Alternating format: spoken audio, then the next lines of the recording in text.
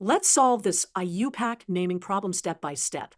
We need to determine the correct IUPAC name for this organic compound.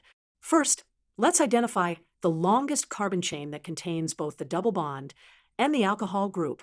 This gives us an 8-carbon chain, which will be called octene because it contains a double bond. Next, we need to number the carbon chain.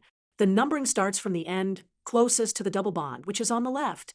This gives the double bond the lowest possible number, position 1. Now, let's identify the substituents and their positions.